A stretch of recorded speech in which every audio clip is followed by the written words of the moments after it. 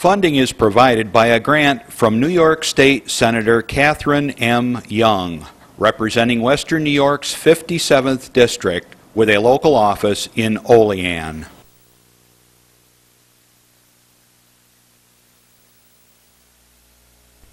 Senior Report is made possible by a grant from Fredonia Place, a continuing care retirement community providing dignity in a modern luxury environment. From the Access Channel 5 television studio in Mayville, it's Senior Report with Reed Powers.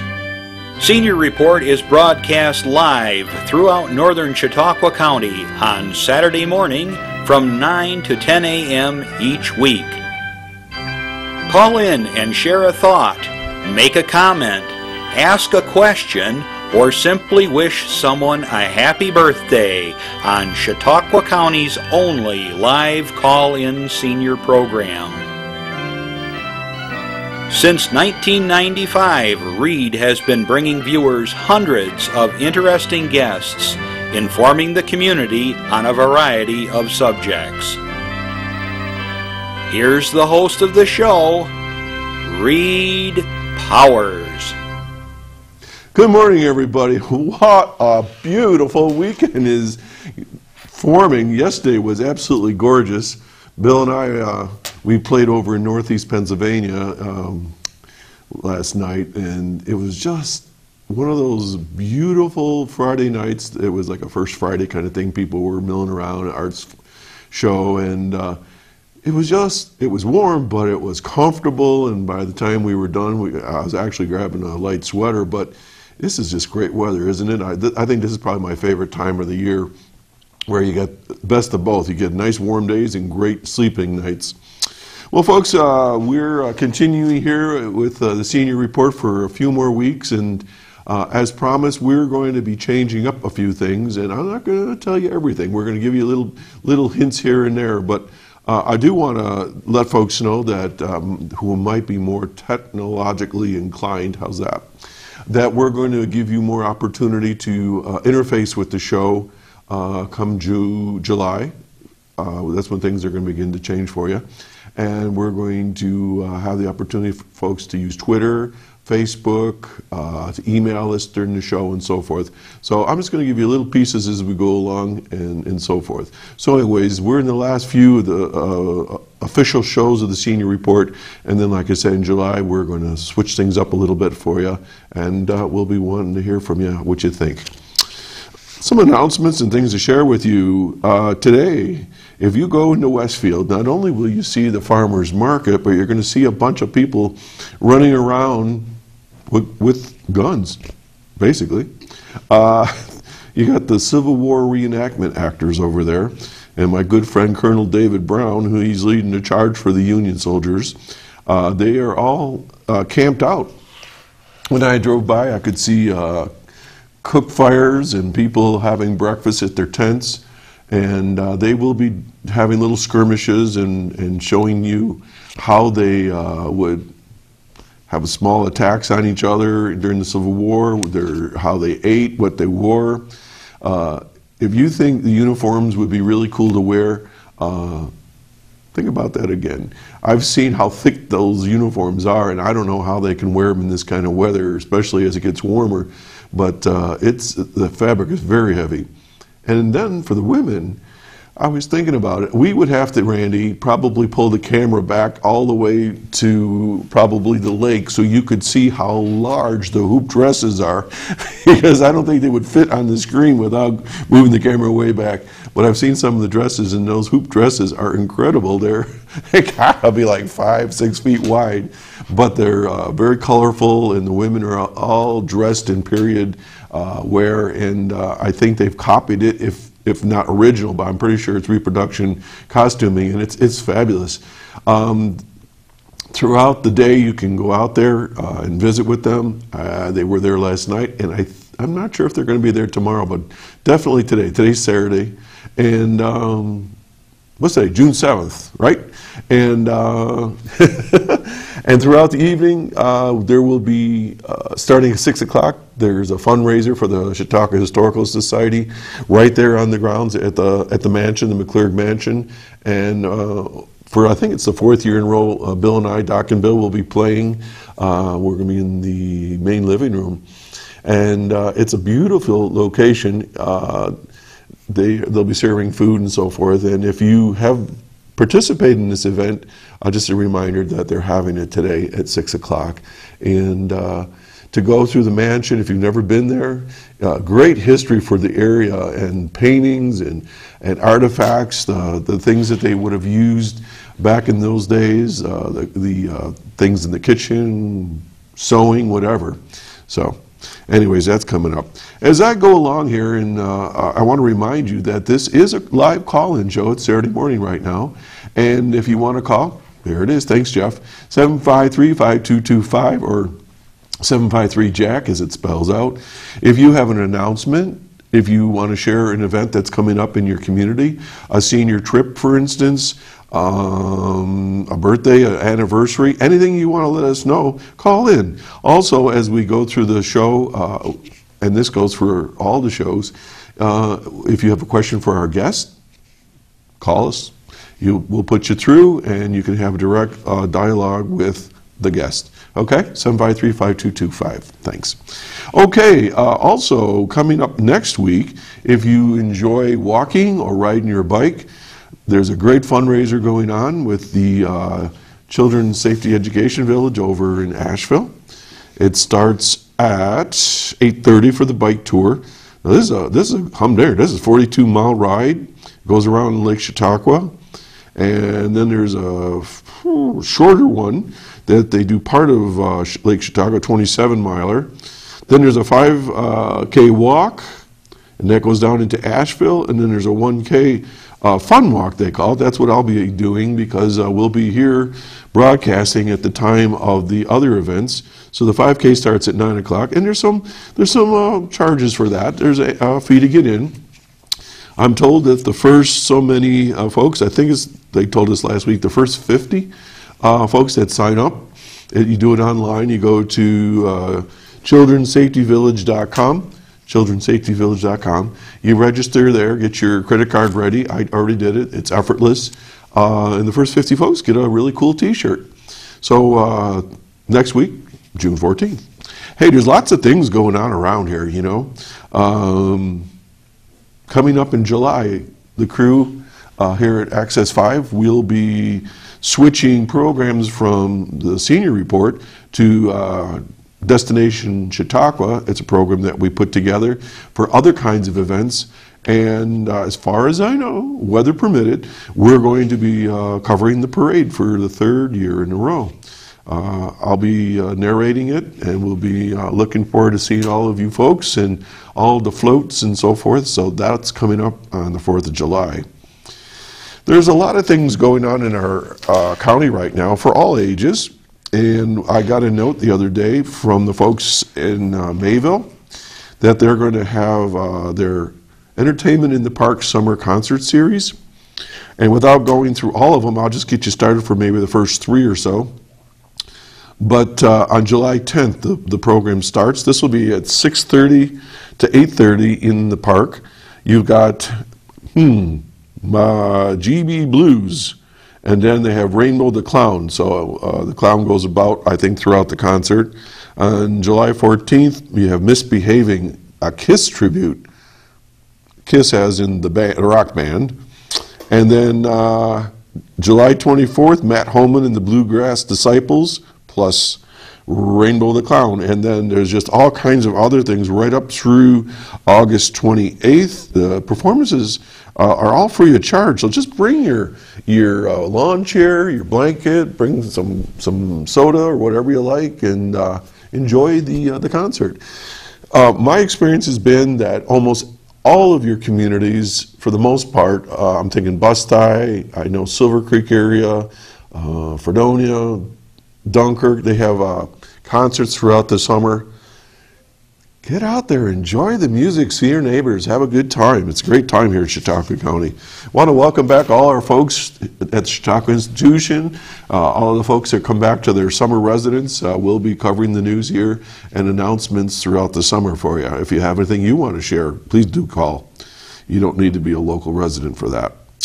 Okay, a couple other things I want to mention that a lot of times folks don't know about, and I say this because there's a bunch of us that are retiring and we don't know the ropes like a lot of you folks know out there that are senior citizens.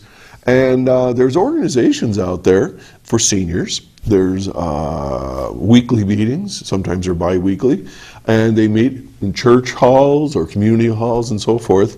And it's a great opportunity to get out of the house, do something that's fun, and they have activities and so forth. But one of the things I want to mention, this time of year, many of the clubs, they have trips for very low cost, and most of them are bus tours. They'll go up like into Lockport, or they'll go over to Cattaraugus County or into Pennsylvania or whatever, just day trips. My mom and dad went on those all the time, had a fabulous time.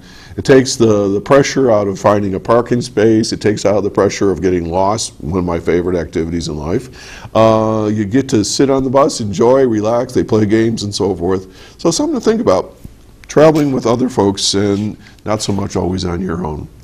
Okay, the last couple things I want to mention is coming up this fall through Destination Chautauqua.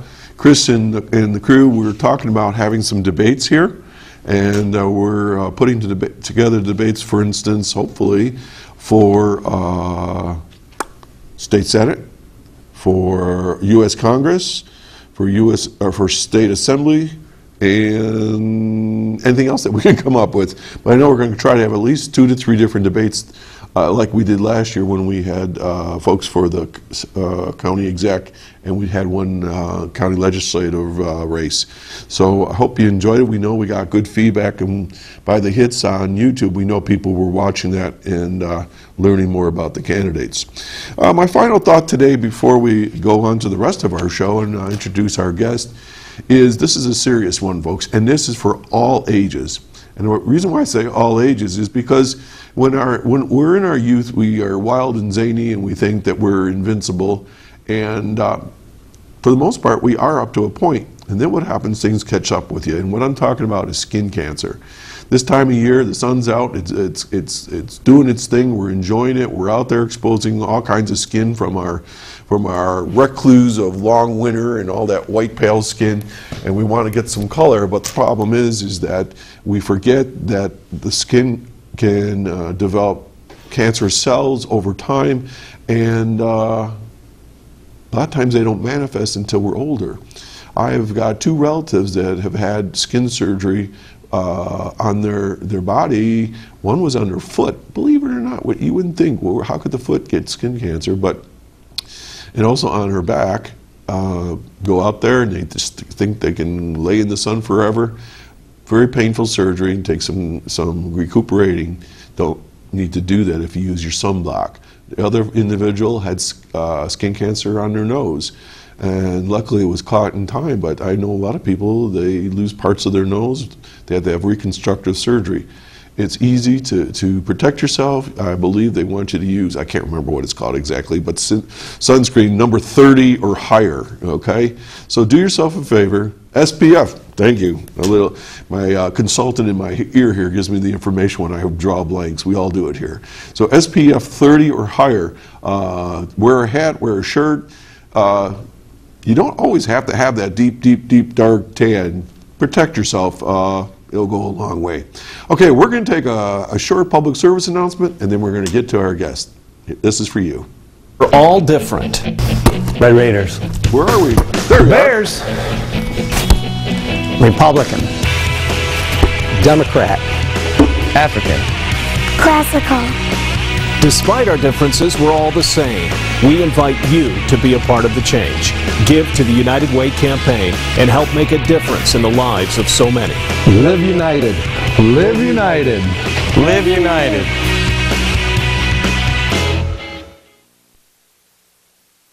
Way, it helps all of us in some way or another. and it promotes donations and supporting organizations that you wouldn't even think about that are working behind the scenes. And one of those that I see the vans out from time to time that are in our communities all the time is Meals on Wheels. Ladies and gentlemen, I want to welcome Barrie Yochim to our show today. Good morning, Barrie. Hi, great. Good morning. Great to be here. Great privilege to be here. Oh, well, we're glad to have you. I don't think you've ever been on the show before. Never been on the show, no. Okay. Glad to be here, though. All right. Well, as we often do, we try to get to know you a little bit before we get to talk about your program and so forth. Barrie, you and I have a little history. We do, yes, a little history.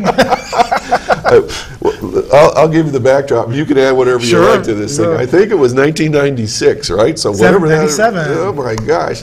Barrie and I were in something called, and it's still very active to this day, the Chautauqua Leadership Network. We were the 4th class, I believe it is. Every year there's a group of people get together and they learn to become leaders and network with other leaders in Chautauqua County.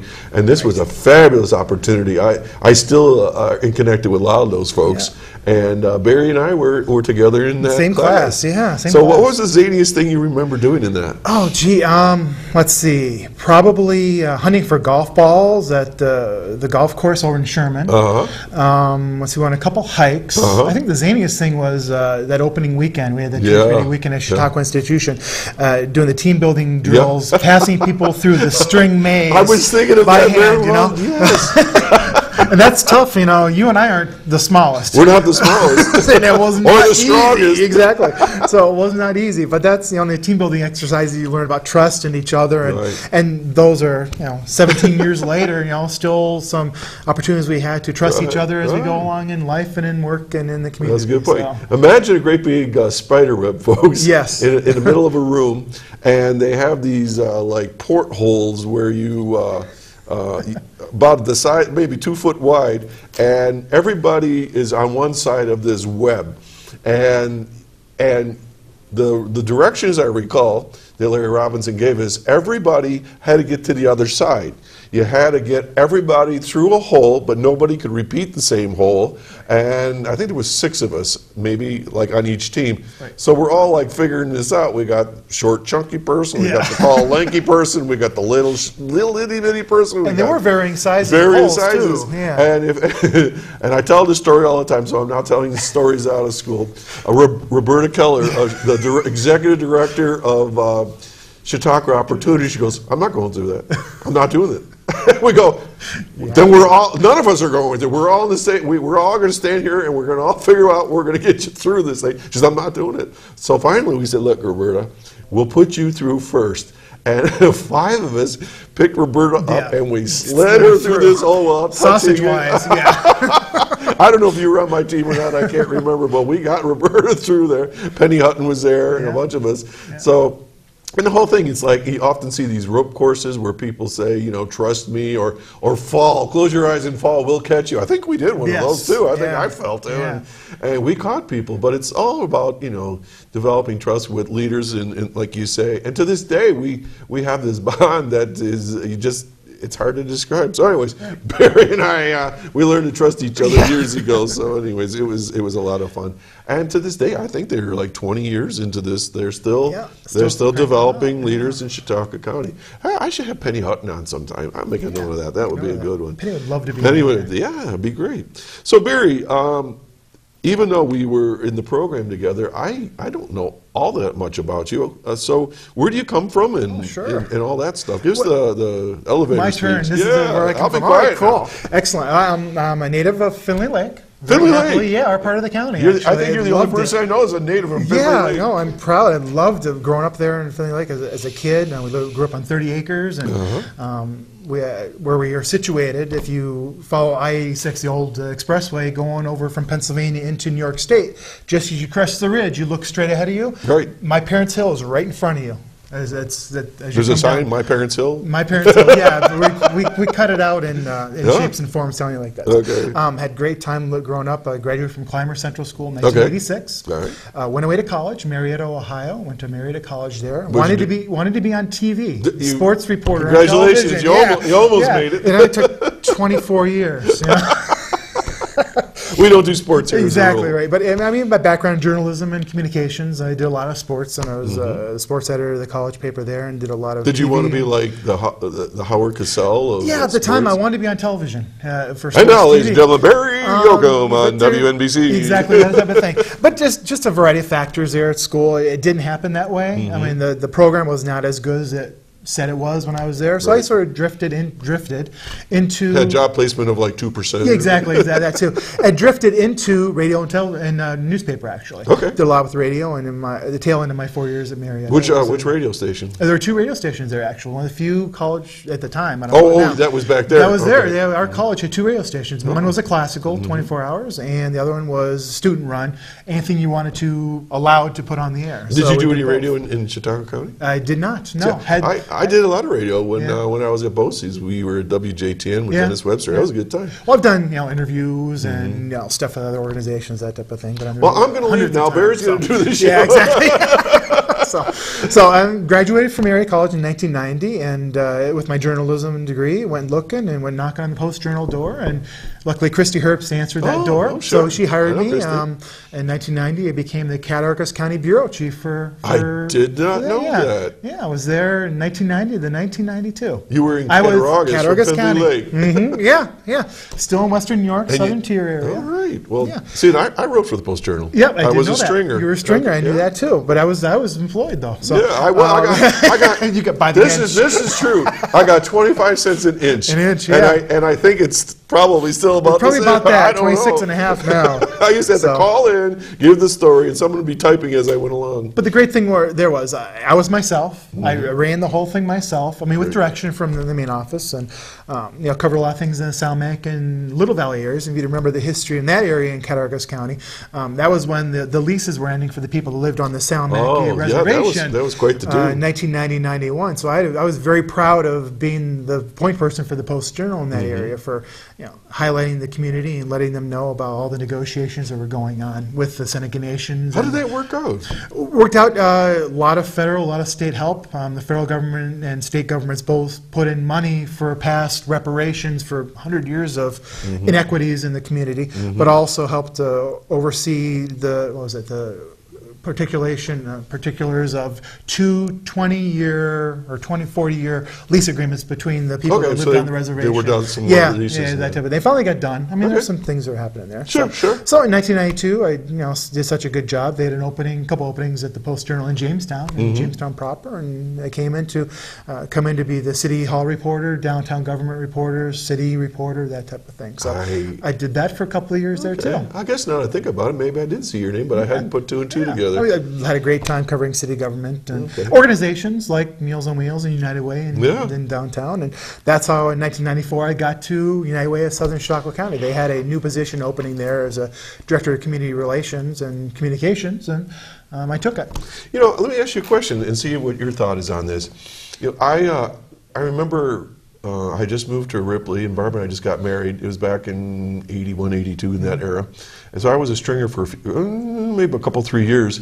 And what I found was when I would cover the stories, I really and truly got to know my community.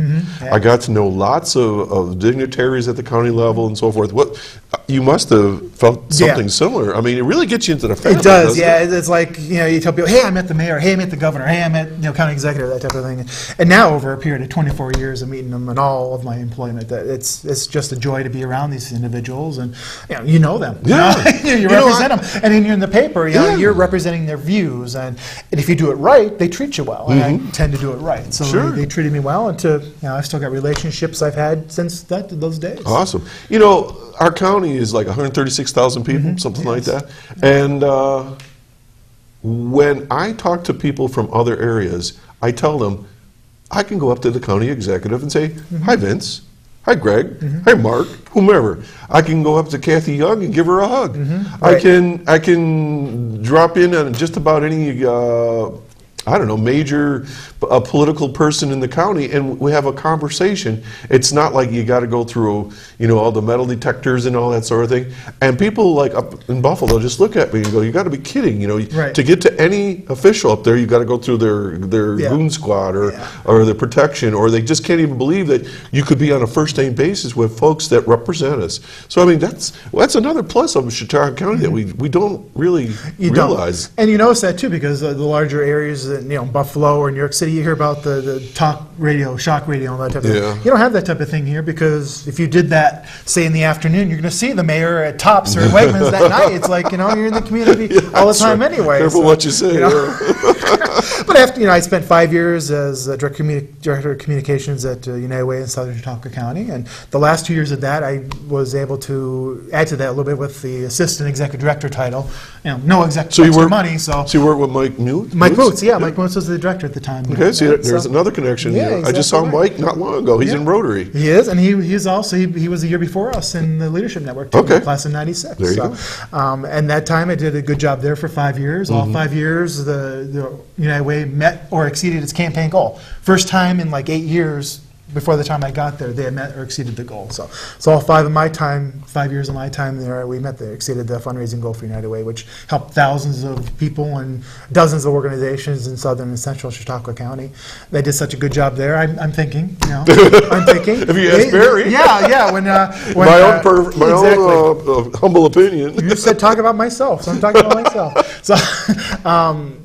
When Mark Thomas was elected as a county executive for the first time, Katie Smith was the executive director of Meals on Wheels in Jamestown. Yeah, sure. So Mark hired Katie to be the Office for Aging Director for Chautauqua County, and then the board at Meals on Wheels came knocking to me, because a lot of them, as our community relations aspect is, and knowing me, it continues the connection. So, and I've been there since the turn of the century, 1999. Since 1999. Yeah. So that's like 23 years? 15 years. Oh, 15 years. 15 years with Meals on Wheels, 5 with United Way. Okay, I was adding up everything. 4 with, it's been 24 years I've been employed in Chautauqua. Okay, before we get to Meals on Wheels, just one more question, if I may. So tell me about, like when you're not in all these jobs and titles, what do you do? Oh, gee. Take care of my wife and kids. Oh, so how many kids do you have? I've got 2 kids, 2 daughters, age 16 and 13. One's at do they watch this show? They're at that age. Don't do anything to embarrass them, or you're a dead man on Father's Day. You talked about how dead man. Meeting mayors and county executives all the time. They could care less about that stuff. It's like, hey, I met the governor today. I don't care. It's like, hey, I'm on TV. Turn the channel. Click, click, click. No, they're proud of me, but to a point. Right. Kids are. So. People say your dad's going to be playing tomorrow night. My kids go, yeah, he plays all the time. Exactly. It's no big deal. We lived in West Southwood, just outside of Jamestown. So is your wife busy doing stuff? Yeah, she's a kindergarten teacher in Jamestown. Oh, I didn't know that either. Yep. Originally started in Chautauqua when she first started her career. Moved to Jamestown and has been in Jamestown ever since. And in my spare time, there's some work commitments I do. I'm also, in addition to being executive director of Meals on Wheels, I'm also the president of the Meals on Wheels Association in New York State. Now that's a volunteer, that's not a paid thing, it's a volunteer organization of all the Meals on Wheels programs across New York State. Wait a minute, you're the president of all that. How many organizations are there? 30 or so. Oh, all right. Yeah, so it's all the larger mostly. Do you meet like in Albany? Or? We do meet every year. We have a annual conference in October that we handle, but we do a lot of stuff by email. We're very electronic. You're smart. Because we can't go everywhere. No, there's no budget, I'm sure, for that. Exactly right. I mean, we do it out of the goodness of our hearts, and the best thing is to share what works. Okay. How do we get meals in the hands of senior citizens that need them? So that's the biggest thing we handle. And I talk to communities and talk to agencies and learn. And I'm learning every day. I love that about my job and my life. That no matter who I'm talking to, I'm learning. That's the good thing. So, but on top of that, I'm also finishing up my 4th year as being one of the leaders for the Southern Tier Girls Babe Ruth Softball Association.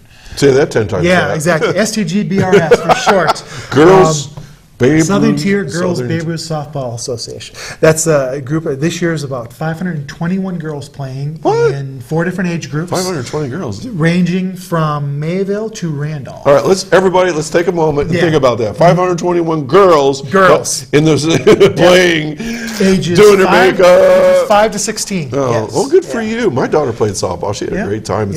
My daughter-in-law played softball. Just everybody. It's just a great sport. So I'm president of the organization too. So But that's Why? just what I do. I know the feeling. It needs to be done, and it's like, okay, no Step better up. than me to do it and step up and take care of So that. both your daughters play softball? Just my oldest one does. What's she play? What position? She's played third base, first base, a little bit of this. We had a game, we talked about the nice weather last night. We were actually looking forward to the weather. We didn't have a game scheduled last night, but we had to make up one. We had to schedule. So what we did was just, hey, this is Wednesday. We were thinking about, let's get something scheduled for Friday. The weather's going to be good, and we were able to work it out with Falcon. Great. So. Wow, busy guy. Yeah. Anything else you want to tell me about yourself? That's about it. All right.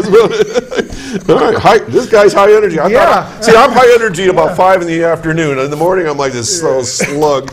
You're like Mr. Electricity here this morning. I'm the opposite. You're the I'm opposite. high energy in the morning, and I die in the afternoon. I fall off. My wife and I, we try not to talk in the morning. This morning we had an interesting conversation, and I looked at her. I go, "You're confusing me." I had to call her back from I called her from my Bluetooth in the car, and I said, "Good morning." She started laughing. She knew what I was talking about. We had no idea what we were saying. Well, I'm looking at the monitor here, and seeing my face. It brings back to me why I didn't get on TV in college. Why is that? We had this really abusive instructor in TV Pro, and he kept telling me, "You're not going to make it on TV." Because? Why? Because you're raccoon eyes. You got raccoon eyes? Okay, let's Raccoon look. eyes. Oh, there you go. I guess There you go. do. Raccoon eyes on television. Okay, So that's why. let's get to Meals on Wheels here. Raccoon eyes. I did a little research. I mean, just a little bit. And I thought, all right, well, let's just Google one of my favorite words. Oh, by the way, let me remind you, there's a call-in show. We haven't had no calls yet, so please call in. I did a little research on, there you go, Meals on Wheels. Right. And evidently, now I'm not making this stuff up. Sometimes I do that, but I'm not making this up. The first picture on Meals on Wheels goes back to like the 1949 or something like that, and they got someone pushing a baby buggy. Yeah. So I'm not. See, he's saying I'm not. That's correct. There were nurses that would deliver meals somehow or another in a baby buggy to wherever. So start the history there. I mean that's essentially. I mean, it was very informal in the 40s and the 50s. It didn't really become official towards the late 50s. The nice thing about Meals on Wheels is you can tell exactly what it is, no matter what type of meal or wheel it is. A baby buggy wheel, vehicle wheel, bicycle wheels, that type of thing in northern Chautauqua County. Officially, late 50s, some of the organizations came together and wanted to actually make official Meals on Wheels organizations, and 2 of the 4 oldest ones are actually in the state of New York, Rochester and Syracuse. Really? Philadelphia is one of the other oldest ones, and there's one like in Rhode Island or so whose idea was this to start with? Is there like one person? It's just a community effort to decide, hey, this would be a good thing for us to show the community that we offer this for our senior citizens in the community. And the great thing about our community in 1969, the great Russ Dietrich headed that up in Jamestown, in southern Chautauqua County. Yeah, that's right. Russ. Yep. He has his own chair. He does. He has his own chair at the Jamestown Jammers. Yep, that's right. I sat in it once. Yeah. I did. Did they kick you out? No, I sat down real quick, and then I told him about it later. He says, "Hey, if I'm not there, use it." Yeah, exactly right. But I suppose that it may have started with church groups or Ys, like the YW, or somebody that's saying there's a need here. People are not eating right or starving. I suppose that's what it is. And Russ Dietrich likes to tell the story that first day they had 5 people to get meals. They probably had 10 times that many people to deliver those meals because they were so organized in the community as a group. So, but it just grew from that point forward. I mean, to this point where we serve almost 500 meals a day. 500 meals a day in southern and central Chautauqua County. Wow. Last year we served 127,000 meals in central and southern Chautauqua County. Now that doesn't include even Sinclairville 76ers or also the Dunkirk Ferroni Meals on Wheels. Are they associated with you? We're linked together under the Office for the Aging. Now the great thing, and I tell people about this all the time, is Chautauqua County is special when it comes to Meals on Wheels. There are very few counties in the state and nationally where no matter where a senior citizen lives in that county, they can get Meals on Wheels.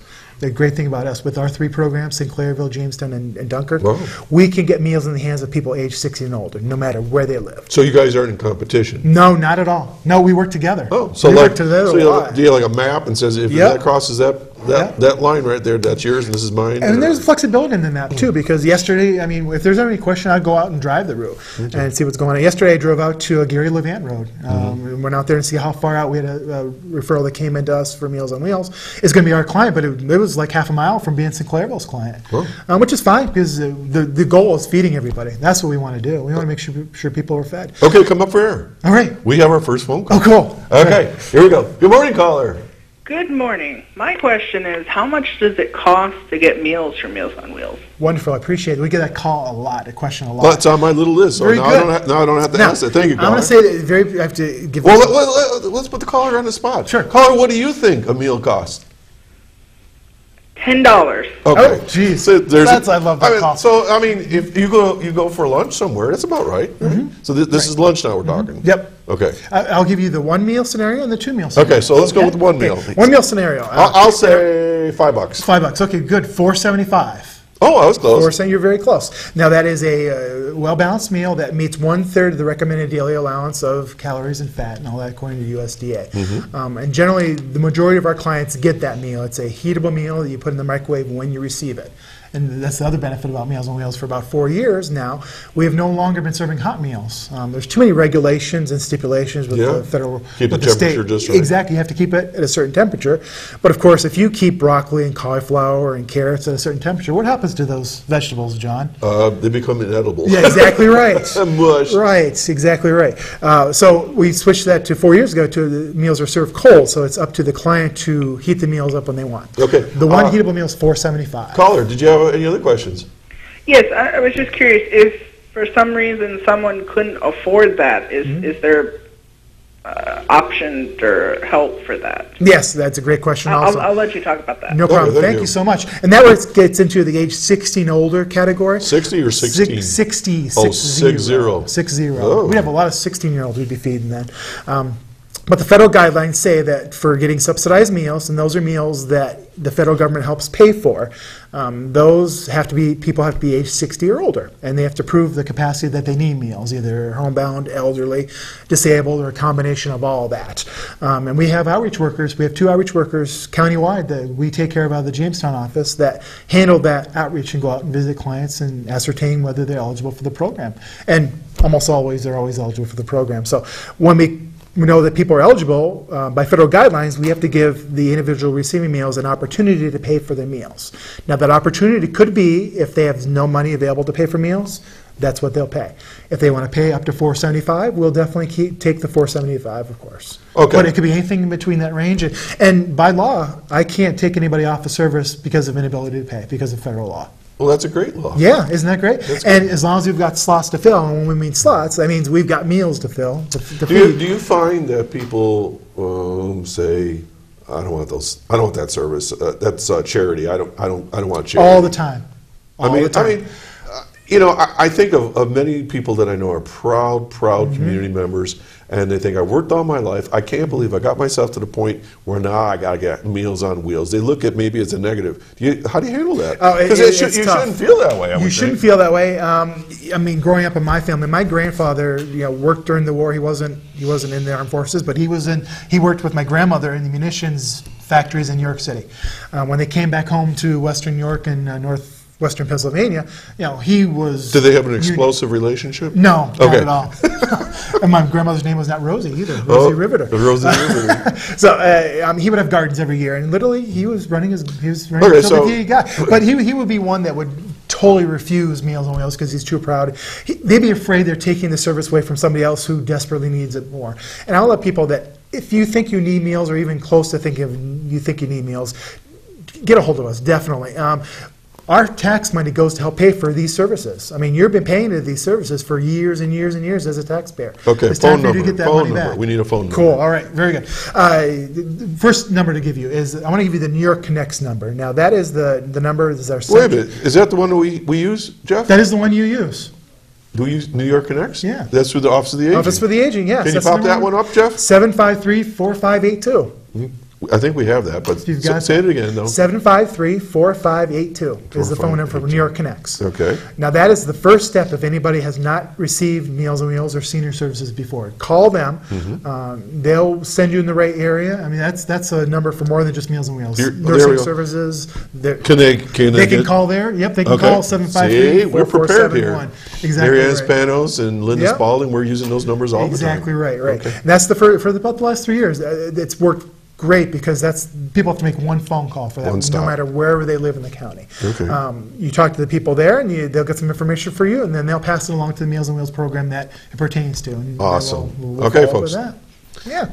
For Meals on Wheels specifically, it's 488-9119 for anything else. Look, and you're in the phone book. And we're in the phone book. Okay. Yeah. Now, I have a question because I know a lot of people in this situation.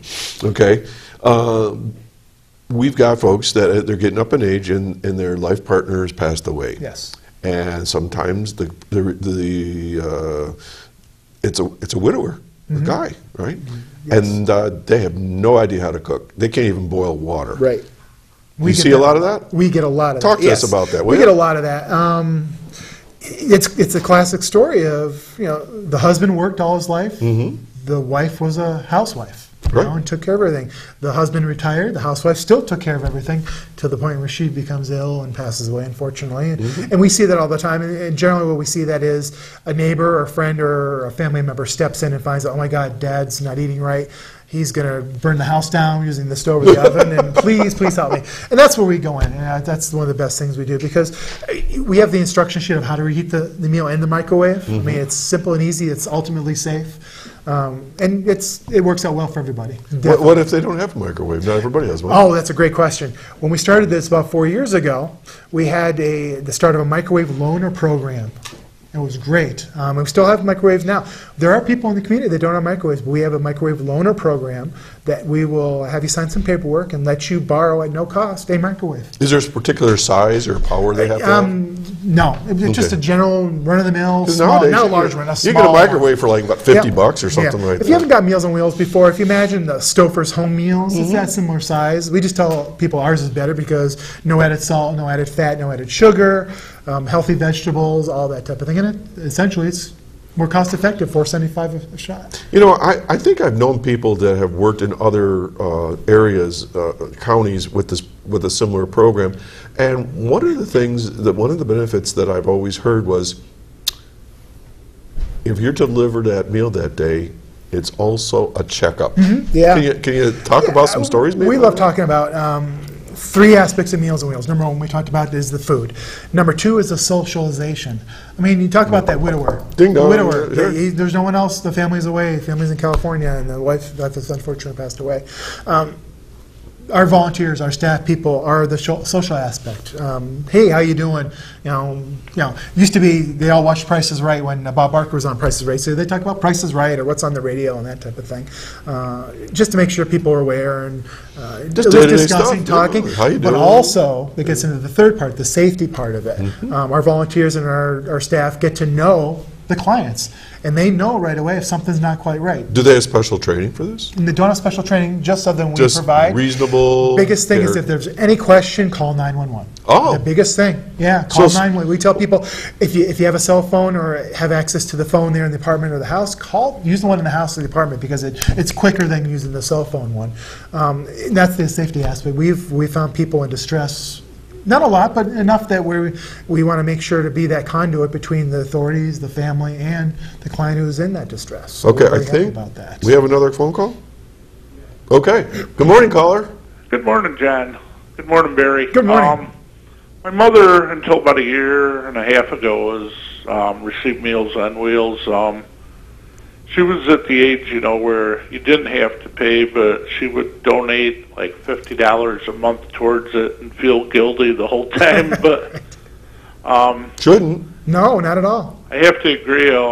Every time we'd be there and they would bring a meal, we had them bring it right in the house, and they would definitely holler to her to make sure she was okay. And it was a good service. The food was good for her, and I was pretty impressed that they would give them, the emergency supply food. Oh, yeah, you keep in case a day that they can't deliver. But you guys have come a long ways. I can remember years ago when it was like a banquet TV dinner, Swanson TV dinner. So, but what's the age now? I think you probably said it, that people can actually start getting Meals on Wheels. Well, the part of it where, and thank you for the call, and thank you for the great comments. We really appreciate that. I mean, he did a better job on that than I would, actually. So I appreciate That's why that we much. have people call Exactly right. To meet the federal guidelines for the subsidy, it's age 60 or older. We'll take anybody of any age if they can pay for the Meals on Wheels. For $4.75 a day, we do have people under age 60 that pay that. The 50s getting going, and they're looking at their lives, and they're not quite eligible for the program, but they want to take advantage of the program as much as they can. Mm-hmm. You know, this brings a question. And caller, did your mother have any special dietary needs or anything? Well, at the time she didn't, but she has found out she does have diabetes now. So how do you handle that? We do that. There's when we consider 500 meals, that's a small program for Meals on Wheels. Really? Yeah, we talk about Buffalo and New York City and Rochester. That makes sense. Probably about 10 times that. We don't have the capability of doing really specialized diets. The one way we do that is we do offer a diabetic diet, where the sugars and some of the desserts are adjusted to meet the needs of the diabetic client. Okay. So we do offer that, and we do. We have a lot of people that have allergies to food. They can't eat chicken or can't eat shellfish, that type of thing. The good thing about us, I'm going to talk about this before, we do offer 2 meals. We have the heatable meal like we talked about. We also offer a sandwich meal, and then some people also, instead of getting the heatable meal some days, if they don't like it or don't want it, they will get the sandwich meal instead. Okay. And some people get both of those too. But I do have to give credit, to your drivers. I mean, no matter how bad the weather was, they were right there with the food, usually about the same time every day. I do have one other question. Sure. Now, in the summer, they have these kids' camps. Is that part of Meals on Wheels, like Chautauqua Nutrition? It is not. No, we do. Actually, we receive benefit from some of those camps. We get some of the kids are looking for something to do, and they'll come up and wash our vans. We've had a crew at Chautauqua Institution that's done that a few times over the years, which we're very proud of, because our drivers, although they like to drive the vans, they don't like to keep the vans clean. I don't like to wash my truck either. Let it rain.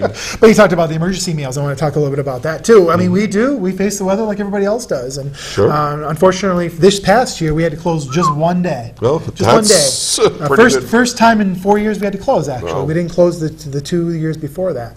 But as the caller talked about, we do provide one set of emergency meals one time per year. So what's in an emergency meal? And this like is K rations or something? The last 3 years we've been working with in Jamestown, the Christ First United Methodist Church, excuse me, and the Bemis Point United Methodist Church just this last year, and their groups have put together emergency meals for us, and that consists of canned goods, fruits, like canned fruits.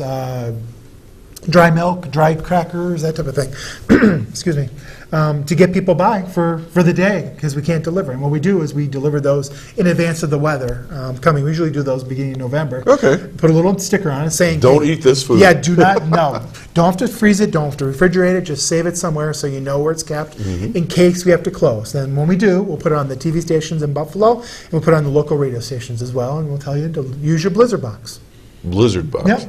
So you guys have also, I think if I remember, she was like for birthdays and stuff, they give cards.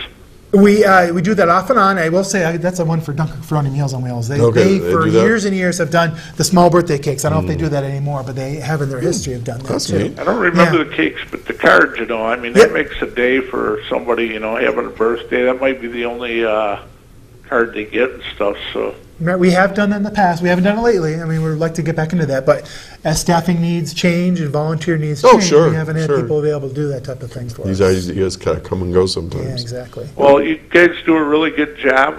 I appreciate it when my mom had it. Also, I'm getting pretty close now for your own, huh? Getting close. So, well, you know who to call. Let you guys go, and well, thanks for calling. Thank you very much. Thank you very much. Have a great day. Thanks for calling. You too. Bye. I want to follow up with that emergency part of it. Please do. I mean, we're in a situation, we're an aging county. I mean, we knew when we did some fundraising about 10 years ago, we did a comparison of the county, Chautauqua County, against the rest of the state. And we researched and found that Chautauqua County was at the time in the top 9 of being the oldest state in the state, or the oldest county in the state, and also in the top 9 of being the poorest of senior citizens in the state. And unfortunately, Chautauqua County was the only county on both those lists. Wow. So, so we have an aging county, and we deal with people that are older, senior citizens that get the service. And we do find people that pass away. I mean, it's a fact of our lives, I mean, all of our lives. And I am proud that when that happens for us, we get the call, and it sometimes is tumultuous for the volunteer and our staff, but I'm proud that I get that call. I can be the go-between between the family and the authorities, and I go there. I mean, it's. I mean, I've been around people that have passed away, no doubt, and it's something I didn't expect to do in my life, but I cherish that. I want to be that in-between, that go-between person to make sure the family's okay and the services are You're a okay. hot commodity. We got another phone call. Yeah, great. Good morning, Wonderful. caller. Good morning. Good morning. I was interested in the people who do the actual food preparation and all that's involved in getting the meals to the trucks early. Oh, that's another process. Thank you. Thanks for bringing that up. We've been around 45 years, and over 45 years, we've had a variety of different, what we call vendors, that have helped providing Meals on Wheels.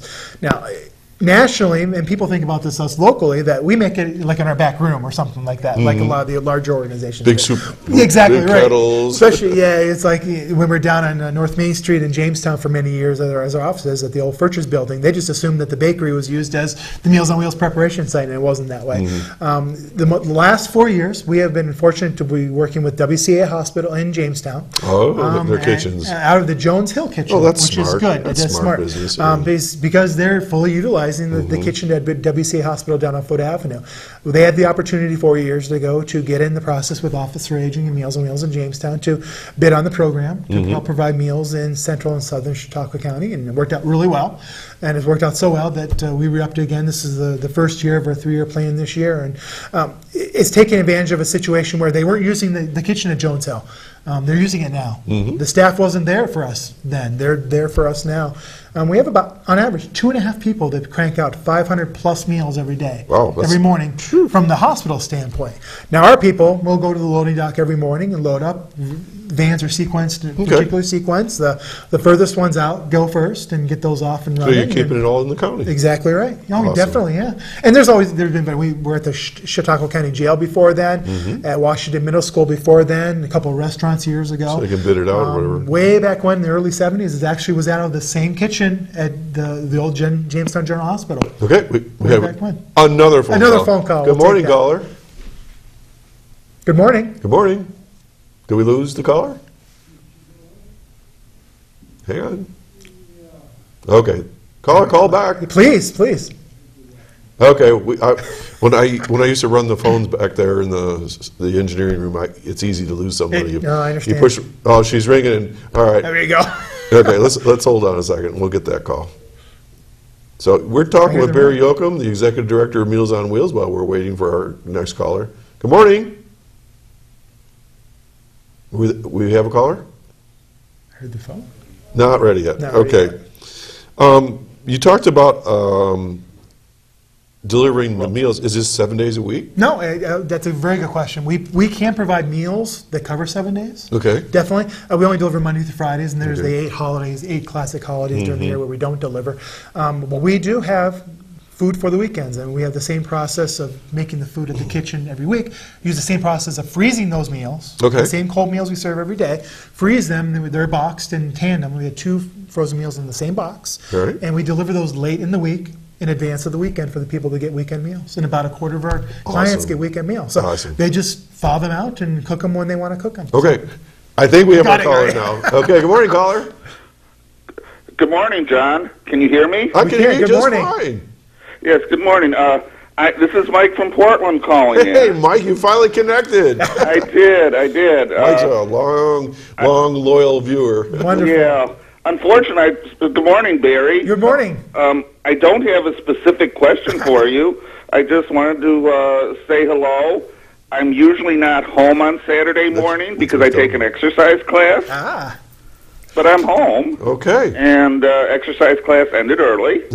We try, John. We try.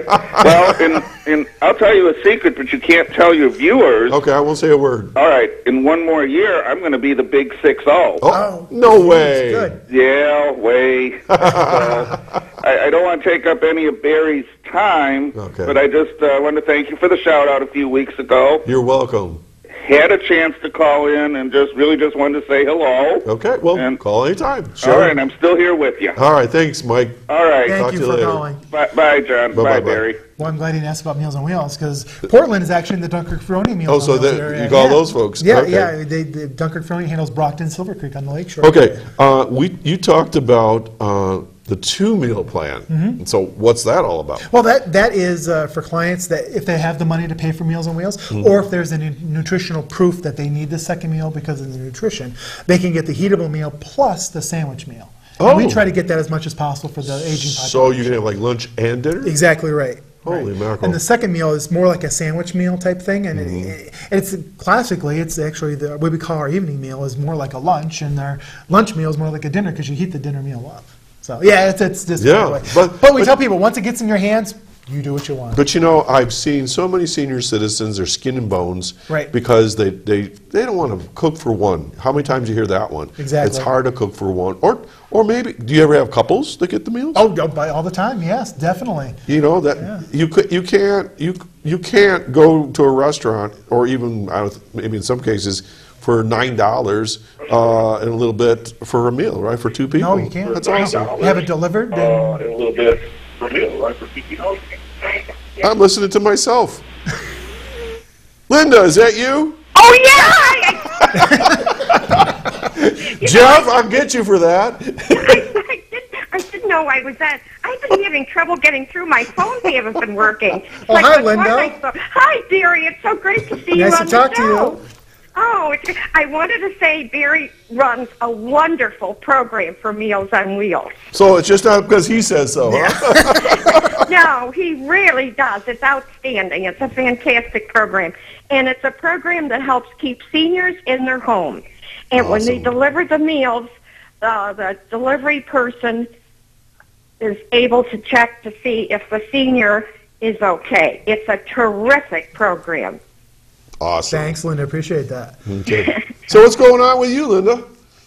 Well, I've been kind of busy. We're getting ready for all these spring activities that are coming up quickly. Sure is. Mm-hmm.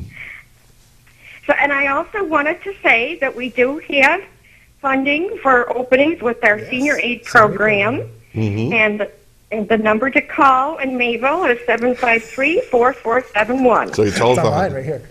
And we also have computer training.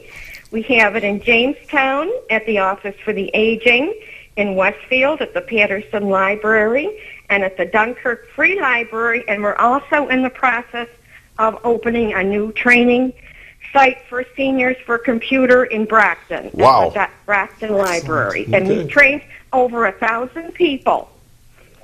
Busy lady. Wonderful. All right. Well, thanks, Linda, for calling in.